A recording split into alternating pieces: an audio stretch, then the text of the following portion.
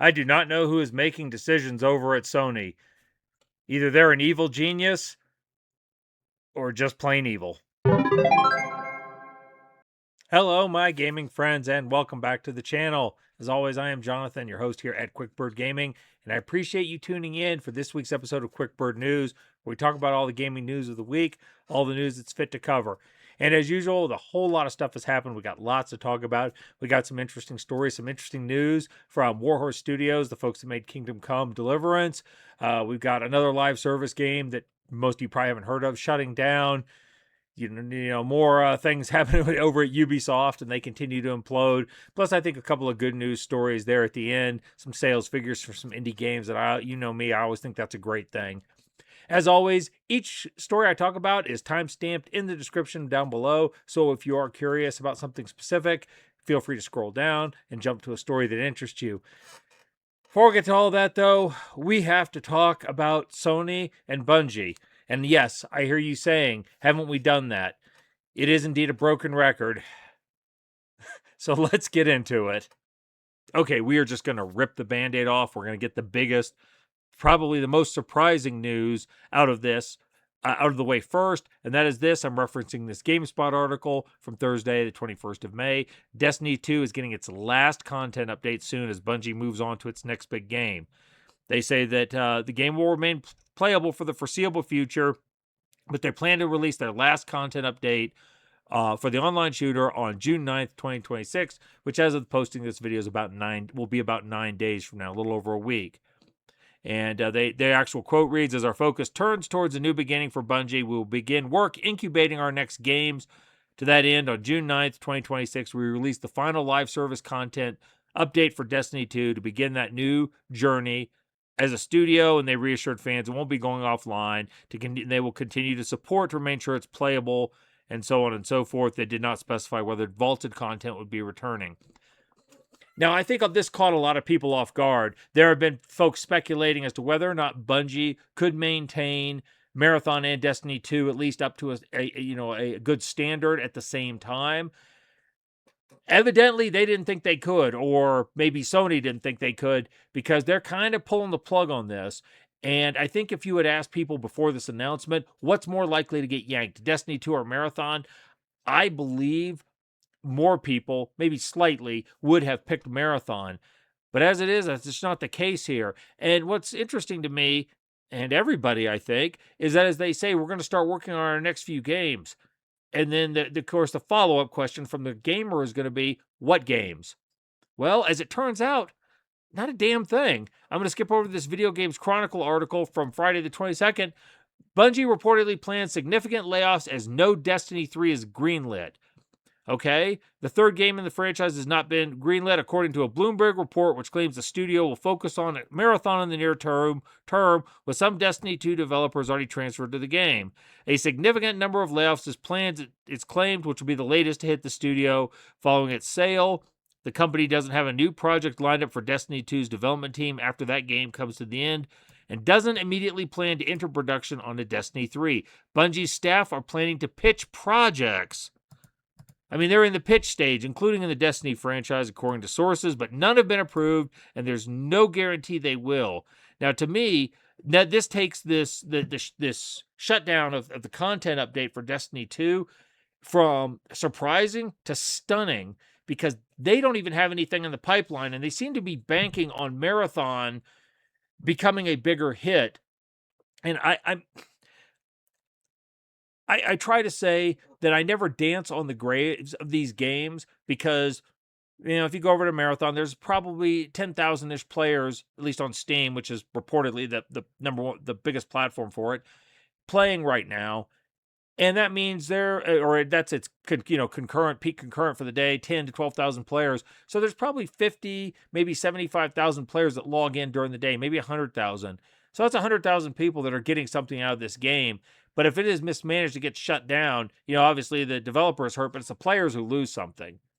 And the fact that they put all this time and effort into this game that is possibly not going to be enduring for the players is disappointing.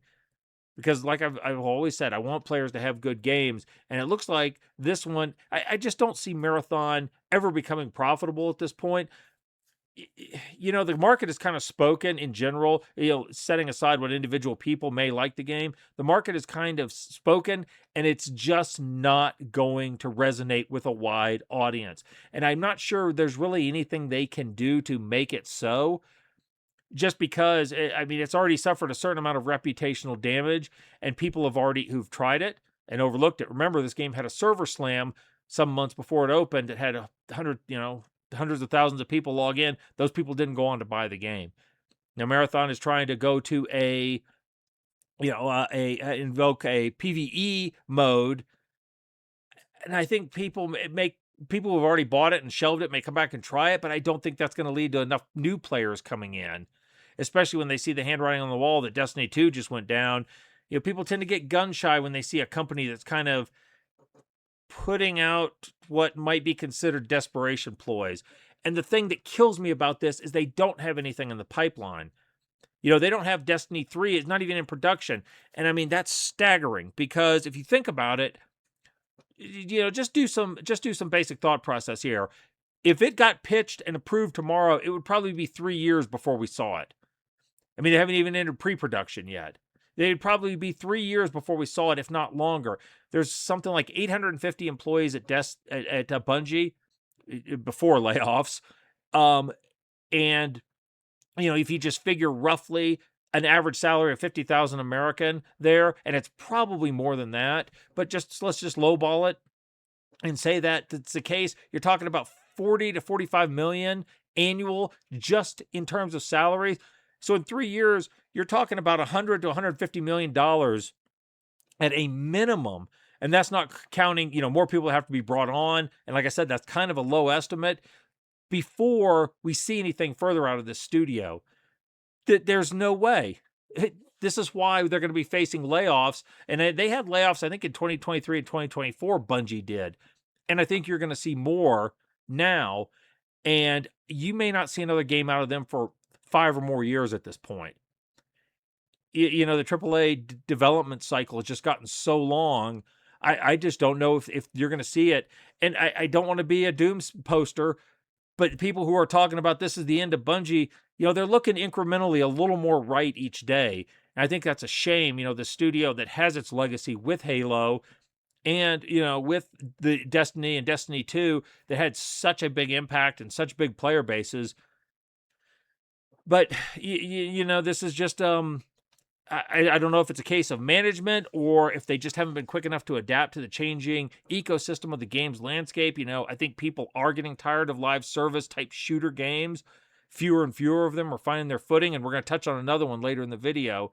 So I don't know if that's what's happening or not. And I think this is, and unfortunately, this is just one prong of the fork that got stuck in Sony this week. What's going on with Bungie? So let's talk about the other ones. Okay, so let's get into the rest of this bad news. I'll start with this Gaming Bible article from Wednesday, the 20th of May. PSN accounts suffering new hack. You might be affected. A new PlayStation hack that's causing members to lose access to their accounts has become known in the past week, and here's how you might be affected. This has just become routine for PlayStation. They've had several hacks or, data breaches in the past. And so here's a new one. Now, as I read down, I wouldn't necessarily think that this is technically a hack. I think it's more of social engineering, because people say that their accounts were hacked. I wasn't phished. I didn't click on any links and so on and so forth. The article does say it's been confirmed that for hackers to be able to access your account, they only need 2 pieces of information: your PlayStation Network ID and an old piece of transaction data, such as a receipt sent from PlayStation support. Once they've obtained this, they then contact Sony, attempting to access your account, sending along both pieces of information as proof of ownership. Following this, Sony will grant access to the account, allowing the hacker to change things like email address, password, as well as disable two-factor authentication. So just be aware of this. This is ongoing.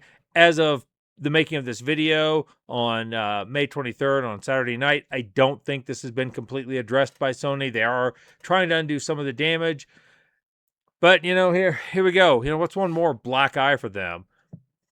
Speaking of black eyes, now let's flip over to this MP First article from Wednesday the 20th. PlayStation Plus price increase goes live on May 20th. Here's how much every tier has increased. So they talk a little bit about some of the other increases, like the PlayStation 5 hardware going up. I'll just skip right down here to this is what's going up. And you can see the 3 tiers of PlayStation are all going up by $1 or $2 per month, or several dollars for a 3-month prescription. As of now, 12-month price increases have not changed. But even so, they raised all the prices on their hardware. They're raising the prices on having a PS Plus account, which, me not being a console guy, I'm just going by what I read. This is required for, having a PS Plus account is required for online multiplayer. And extra and premium are required to be able to access certain features, such as some of the games libraries, cloud storage, if I remember correctly. Like I said, I may not have all this right. I know that each of these tiers does have different features, but now we're talking about raising the prices on all of them. And this makes it all kind of an interesting point when people talk about the PC versus console gaming experience. The things I can do as a PC player. Yes, my initial investment in the hardware is free. Hey, future Jonathan here. I, of course, did not mean to say that my PC was free. Of course, that's a sizable investment. What I meant to say is that after that investment, there are no recurring costs to simply play my games like there is with a PS1 or PS Plus or a Game Pass account. Mouth outran my brain. Sorry about that. I'm certain it won't be the last time. Anyway, back to the video. But doesn't cost me anything to have a Steam account and to play online multiplayer if I were to do so, or to have cloud storage, any of that sort of thing. And now essentially you're going to be paying, what is it, $130, $130 a month, or a year rather. You do that for a couple of years and the cost of that hardware starts to narrow between the console and what the PC offers. And of course, Sony says the changes are happening due to market conditions. My ass. This is all regarding digital interactions and storage. It's not market conditions. I don't want to say the line, Bart, but when people talk about the Concord tax, this is the type of stuff they're talking about. Lastly, since we're on the discussion of just boneheaded ideas, I'm going to go to this Eurogamer article from Tuesday the 19th. Sony is indeed confirming that it's ditching the PC versions of its single-player PS5 games. Now, we talked about this before. It was rumored that this was going to happen. Jason Schreier over at Bloomberg has been talking about it for weeks now. And I think it was finally officially kind of announced Monday. PlayStation studio boss Herman Hulst, and this guy is an interesting guy, has confirmed the change in a company-wide meeting yesterday. Said that the company's narrative single-player games will now be PlayStation exclusive. Okay, and he's referring to back in March when this first came out, and so on and so forth. Now, I find this, aside from the fact that me being a PC player, people say, well, you're just mad you can't get the games. Honestly, you know how many PlayStation first-party games I've played on PC? I think Horizon Zero Dawn is maybe the only one, and it was okay. You go to my Steam account and see I basically rated it a 7 out of 10. Decent gameplay. Story that had been there and done that. The characters were all kind of cardboard cutouts except for the main character. I mean, it was fine for what it was, but it wasn't overwhelmingly awesome. And here's the thing, too, that I've talked about this before. I know what Sony is trying to do. They're trying to wrangle back in their with exclusivity. They're trying to wrangle people back into their ecosystem and kind of make that console worth buying. And I know that Xbox has floated the same idea. I didn't bring up an article on it, but I know that they've discussed going exclusive as recently as this last week with their releases. But I'm trying to think what games are going to drive people to buy a PlayStation 5. The PlayStation 4 era had a ton of games that were keeping people interested. 5, what's been exclusive? First party studios. Can't count things like Final Fantasy because they do eventually spread out, and the Square Enix is not a PlayStation studio. You can't count things like Stellar Blade. Again, they've moved away from Sony altogether. You can't even count GTA, even though I know people are thinking that a lot of folks are going to buy PS5s to play GTA 6. As somebody in a comment in one of my recent videos said, most of the people who wanted a PS5 already have one. And I think we're there with that kind of hardware saturation. What games are going to drive people to get a PS5 that don't already have one? Astrobot? Unlikely. Ghost of Yotei? Wolverine? I mean, I don't think so. When there's 1 or 2 exclusive games coming out per year, I don't think that's going to be enough to get people to invest in it. To have to drop, by the time you pay taxes, $1,000 on a PS Pro, plus with ongoing, like I just discussed, ongoing PS Plus account costs. I know that there are more games coming out. Wolverine's coming out later this year. Heretic, the Intergalactic, or is it Intergalactic Heretic Prophet, I think, coming from Naughty Dog supposedly next year, though I'm questionable how much of that is going to do, how that's going to do. I think people are actually kind of getting tired of the Neil Druckmann narrative type of games. It's like, Neil, you're not Hideo Kojima. The narrative thing, it worked great for Last of Us, but I think even Last of Us 2, people were getting a little worn out on it. And this one will be no exception. We'll see how it does, but I wouldn't say it's a guaranteed hit. What else they got coming? God of War remakes, those are several years away.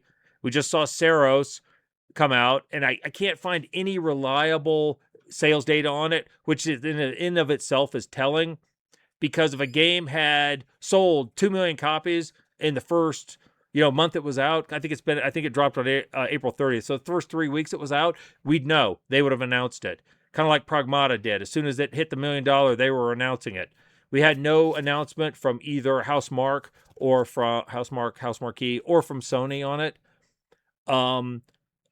So what's going to drive people over to that ecosystem when they can play 95% of the stuff they want to play on on PC or on Xbox, which isn't practicing exclusivity.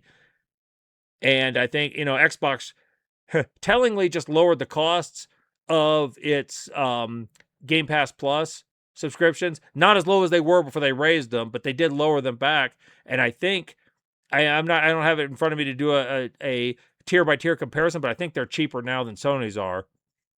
You can tell me below if I don't have that correct. So just summing all of this up, Bungie is an albatross around their neck. That is a huge weight in terms of cost and prestige around Sony's neck. They're raising prices. It's just the next step. They raised prices on hardware. They've raised prices on their subscription service. The next step is they're going to try and raise prices on their games. And people say, well, that won't happen. Nintendo tried it. Microsoft tried it. I think Sony's going to try it. It's not going to work any better for them than it did for the other companies, but they're going to try it. They've demonstrated a repeated lack of security for user data, and now they're trying to not sell their games on other platforms. And I'm going to go to this TweetTown article. This is from back in February, but Sony has made at least $2.3 billion selling their first-party games on PC and Xbox. New data released by Sony indicates the company has generated almost $2.5 billion by selling on other platforms. Now, this chart is a little difficult to see, but it basically shows 2022, 23, 24, and the first 3 quarters of 2025. So essentially 4 years.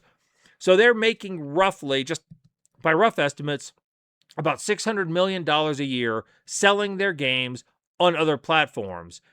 And now they're saying they don't want to do that anymore. They're going to give up that $600 million. They just wrote off $750 million from Bungie. We don't know if Saros even made its money back. I think it is a really damn good thing that Sony has consistently been one of the most profitable and biggest names in the video game industry, because just this last couple of weeks, they have made some incredibly irresponsible decisions. All right, I'm 100% done talking about Sony. We're going to move on to some other things. We'll start with this article from Games Radar, and this came out on Wednesday the 20th. Kingdom Come Deliverance 2 Studio confirms Lord of the Rings rumors. Warhorse is making an open-world Middle-earth RPG. And as an RPG guy and as a Tolkien fan, this is pleasing to hear. They say Warhorse Studios is indeed now working on a new open-world Lord of the Rings RPG, confirming what many fans hope to be true reports. And we come down here, and this is actually the tweet on X. You might have heard the rumors. It's time to reveal what we're working on. Open world Middle-earth RPG and a new Kingdom Come adventure. Well, excited to tell you more when the time is right. Now, clearly, none of this is going to be out or available probably for years. Neither of these games will be. I like Middle-earth, Lord of the Rings type games, although I played Lord of the Rings Online for many, many years from the 2007 when it launched. I played it off and on up until probably about 2 years ago. So I had a lot of good memories with that. Just last year, I played Shadow of Mordor for the first time. Really liked that. I need to get back to that. I need to get to Shadow of War. So a good Middle-earth open world RPG sounds like a great deal. And given the treatment that Warhorse gave Kingdom Come and Kingdom Come Deliverance 2, I think this is a good fit. And so we will just keep our eyes peeled for more news. Like I said, obviously this is some years off, but this is a good announcement and I was happy to hear it. You know what else makes me happy? When my viewers subscribe to the channel. If you are enjoying this content, please consider hitting the subscribe button. It helps me out a whole bunch, and I thank you in advance. Okay, back to the news. Okay, and as something else that has made me happy is this article from Insider Gaming from Tuesday, May 19th. CI Games ends Lords of the Fallen 2 publishing deal that is with the Epic Games Store. Now, the upshot of this was when CI Games announced Lords of the Fallen 2 some months ago, it was announced that it would be, it was coming to the consoles, but at least on PC, it was going to be exclusive to the Epic Games Store. And at the time, somebody from CI Games, I want to say it was the CEO, Marek Tominski, said that if people wanted the game, they'd go to the platform to get it. And I kind of thought at the time, the meme, are you sure about that? You sure about that? You sure about that? Well, evidently they reached the same conclusion because now this deal is off. And this is kind of interesting. It's almost unheard of for a smaller studio to back out of this kind of deal. It says Lords of the Fallen 2 is no longer going to be exclusive to the Epic's Game Store on PC. On Monday, it was announced that its publishing deal, CI Games' publishing deal with Epic Games, had been terminated back in April. An actual reason for the separation was not provided, and then it goes into a little more detail about how they kind of terminated this and why they waited so long, because it was, I guess, finalized back in April. But the upshot is now CI Games can publish this on any platform they choose, which now includes publishing it, say, on Steam, for example. And whether you like the Epic Game Store or not, it's kind of irrelevant to the fact that a lot of players don't want to use it. They don't shop on it. If they use it for free games. The numbers don't lie. Epic is just a fraction of what Steam is in terms of revenue, sales, and player usage.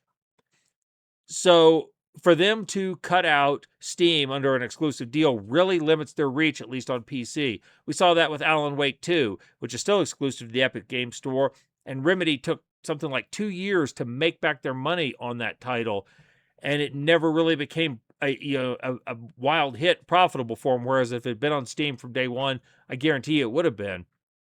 Again, this is not a Steam versus Epic is better. I mean, I'm clearly biased towards Steam. I know some people are not, but this is just the facts of the case.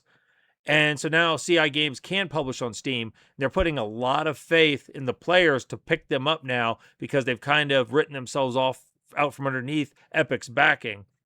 But I think that given the fact that they've been very responsive to player input, they go out and they poll the players. And again, whether you agree with their takes or don't agree with them is kind of irrelevant. They're getting what they feel is the pulse of the players who are going to play this game. And they're trying to, meet them, the players, where they are. Not trying to tell them what they should want. And so I think that this move is going to be very successful for them. And, just my gut instinct is I hate exclusivity in games anyway. So I like to see this just on a personal level. And I think they're going to be rewarded for these moves. I think their game will be successful, and I hope it is. Next, I want to turn to this IGN article from Wednesday, the 20th of May. Detroit Become Human dev Quantic Dream kills live service game 3 months after early access launch. Insists Star Wars Eclipse continues as planned. This is what I mentioned when we're talking about that other company whose name I'm not going to mention. When I mentioned another live service game that had gone down, I was referring to this one. It says Quantic Dream has canceled its live service game Spellcasters Chronicles just 3 months after its early release. The French game company released the MOBA as its first free-to-play ever game in February, but it struggled for players and was met with mixed review rating on Steam. According to SteamDB, it peaked with about 900 players at launch, but had a 24-hour peak of 54. And I'll flip over there, and you can see, yeah, I mean, it's bottomed out. And if you look on the graph, they haven't had a higher than 100 concurrent players for over a month for about 6 weeks, which when you're trying to do team matches and stuff really makes it difficult, because if you don't have enough players, obviously you don't have enough matches. Rather than see the early access period through to 1.0, Quantic Dream has decided to kill the game now, signaling layoffs. Now this is what's kind of key to me about this. Quantic Dream is best known for its successful single-player story-driven games such as Heavy Rain, Beyond Two Souls, and Detroit Become Human. Spellcaster Chronicles was a drastic departure. It makes me wonder when I see things like this, if there's not a top-down studio that's kind of driving this effort and creating a larger problem, much like NetEase actually owns Quantic Dream. Now, Quantic Dream, based on those games I just mentioned, is known for very narrative-heavy, story-driven, kind of choose-your-own-adventure style of games where the narrative elements are the key there, and the players make decisions that have lasting consequences for how the story unfolds. This was a completely different type of game, and it's kind of, you're trying to square a peg in a round hole with these studios that's not their strength.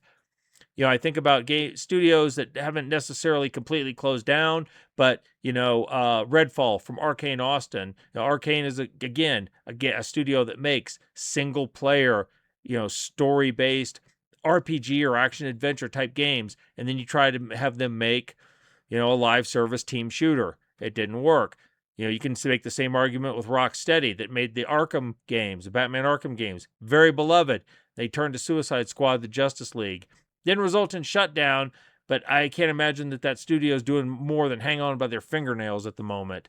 I'm trying to think of some other ones. I had a whole list of them pulled up here. And there are, FBC Firebreak over at Remedy, almost the exact same thing. They made the Alan Wake games, and they made Control, and these are single player, games that have RPG elements and exploration, and there are very involved stories. So what do? They tried to make a live service shooter. These games, when you try to force these studios to do things that there's not their forte, it's not really any surprise. And coming back to Spellcaster Chronicles, they say we've made the difficult decision to discontinue the development and refocus on other projects. The studio will undertake an internal reorganization, and so on and so forth.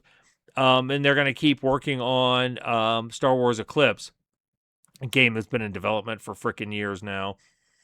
But it's unfortunate when I think you see these studios that get put in this position, and then people get laid off because they're just not letting these guys work to their strengths. But I'm sure this won't be the last one of these we read about. Well, I mean, it's a day that ends in Y. So, Ubisoft has got bad news for us, and we're going to start with this article here from Gaming Bolt from Thursday the 21st. Ubisoft reports $1.3 billion in losses for fiscal year 26, projects more losses next year and profits in 28. I mean, for whatever that's worth, they said they're also planning to release new AC, Far Cry, and Ghost Recon games before March of 2029.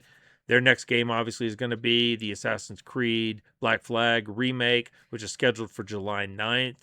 I know a lot of people are excited about that, but I've seen some skepticism and some concern about things that have been announced, such as removing the current day elements from it. We won't know how this is going to play out till it actually releases. I know people are aching for a good pirate game, as I talked about in recent weeks with the success of the indie game Windrose. So this might actually do well. We're just gonna see. Maybe we'll get some more information when the Summer Games Fest showcase on June 5th. Would be our next chance to maybe get a good look at it. This article mostly just talks about the losses and how they expect to make up the profitability. Quite honestly, I think they're going to end up slashing a lot of jobs. This company has been bloated for years. They really need to cut positions and payroll if they want to stay solvent. I don't think Tencent's going to prop them up forever. They have Assassin's Creed Hex is supposedly their next game. And I've heard rumors that they're planning to try and get that out in 2027. But, that's still TBD. So, like I said, it's just another day where another brick in the Ubisoft empire falls. And eventually, the whole thing is going to keel over if nothing changes. The whole thing's going to collapse. We'll see what happens. I bring this up for whatever it's worth, just because I am perpetually bound by hope.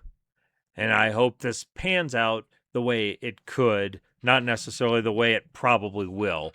This article from Video Games Chronicle from Wednesday the 20th, Embracer says it will more actively explore Deus Ex, Time Splitters, and Saints Row partnerships. And it says that they are going to, the new steward of its biggest game IPs will more actively explore external partnerships for these franchises, including Legacy of Kain, Saints Row, and Time Splitters, aside from those mentioned above. They announced its intention to split into two public companies next year, with the new entity, Fellowship Entertainment, taking over stewardship of Tomb Raider, Lord of the Rings, and other franchises. And I know Embracer, I don't know if they outright own Warhorse, but I know they work closely with them, so this probably ties back into the Lord of the Rings game I mentioned earlier. Part of the formation of Fellowship will see it form new IP licensing business unit with the objective of increasing revenue by letting external partners use its franchises for games, films, and other areas. This could be good or bad, depending on who they give the franchises to. If they give them to somebody who just wants to crank out mobile games for a quick buck, it's not going to be great for us AAA game fans. It's just this is too early to tell. Okay, it said. Commenting on the licensing plans, they said that this fellowship would increase its efforts to work with partners on its owned IPs, including Tomb Raider, Lord of the Rings, Metro, and Dead Island, but also Time Splitters, Thief, and Legacy of Kain. Okay, in addition to expanding on those IPs, we see great potential to invest our own capital and form new partnership for our largest other AAA IPs, such as Kingdom Come Deliverance, Dead Island, Darksiders, Remnant, and Metro. Okay. Aside from the largest IPs, we would be more actively exploring external partnership around our roster of well-known IPs such as Saints Row, Legacy of Kain, Deus Ex, Red Faction, The Masked Thief, Time Splitters, and among others. I personally would love to see a new Deus Ex game. I really liked the last couple, and then obviously the IP just kind of died. Legacy of Kain, Thief, even Saints Row, all of these have long established fandoms that would really love to see more games. Obviously, we're supposed to get new Tomb Raider game this year, although I understand it may be delayed, and possibly another one next year. We'll see how those turn out. But this is interesting. Again, it's all going to come down to the execution, depending on how they do this. If they entrust these franchises to the right people, it could work out really well. I'm thinking, Warhorse maybe taking on a Lord of the Rings game. But again, if they're going to give some of these franchises to people who just want to make a quick buck, it may not turn out well. So, we'll see. Like I said, I'm bound by hope, so I'm really hoping this works out. I'll just keep my fingers crossed. Okay, I have talked a long time in this video, so I'm going to try and hit these last three stories real quick. I didn't talk about Subnautica yet. I could make an entire video to discuss all the things that are going on around that game right now, with the people complaining about the EULA, the issues over players not being able to defend themselves from the wildlife. These have been hot topics this week for Subnautica, but Subnautica 2. I just wanted to quickly touch on this Tweaktown article from Thursday the 21st. They hit 4 million sales in 5 days, which made up 21% of the total franchise sales. Subnautica 1 sold something like 15 million over the years, and now Subnautica 2 has hit 4 million in 5 days. Regardless of what happens with this game, I would say they made their money back. And as we covered last week, I bet the Krafton people who were trying to avoid paying bonuses are probably crying in their closets at this point. But whatever. If this is the kind of game you like, it's out there and available. And I think people are still enjoying the gameplay for the most part. But there are some outstanding issues, like I said, surrounding this rather draconian end user license agreement that was announced. And there are some people who are concerned about the way the gameplay is going forward. Unknown World's response has been mixed on this, with some let them eat cake type of responses and some saying they're going to address the player concerns. So this is a developing story to be updated. This is another one that makes me smile just because, like I said, I love seeing the little guy get ahead. This IGN article from Monday, May 18th, Terraria marks 15 years and 70 million players. And that's not players, it's actually sales as we get down to the article, with the promise to continue updates and a crossplay patch. Terraria developer Relogic has confirmed updates will continue beyond 1.4.6 and upcoming cross-play patch, and will share other plans and ideas. Addressing fans on the 15th anniversary, the studio reflected the staggering milestone of 70 million sales, 40 million of which were on PC, 11 million on console, and the others on mobile. Surprisingly, this has led to an average player count of around 500,000 players and a peak of 1.4 million. And it's funny too, because they talk down here. Terraria has announced its final update a number of times. So many, in fact, is becoming a running joke. 1.45 was once thought of being the final update, but then came confirmation of the next one, and they know even more updates are planned after that. So this is a game that I have never played. I've got to get it. I've got to play it and see it. A game that's got this many players, I got to check it out. But anyway, I think this is awesome. I think they've done really great with this. Congrats to them. 70 million. Holy hell. And finally, I'm going to bring up this PC Gamer article from Thursday the 20th. The title pretty much says everything you need to know. Dying Light's former director believed devs are obligated to focus and listen to the players because as soon as a game's released, it stops being only your game. Timon Smektala, spent 13 years as director for the iconic zombie parkour game Dying Light, and after staying away, he said from said role earlier this month, he's reflected on the franchise, its fans, and what listening to a player base could do for a game. I believe very strongly this makes it your obligation to focus and listen to the players. As soon as you release the game, it stops being only your game. Suddenly, there are hundreds, thousands, hopefully millions of stakeholders, players with opinions, expectations, memories, frustrations, theories, ideas, and requests. Suddenly, the game starts belonging not only to you, the makers, the creators, but also the people who play it.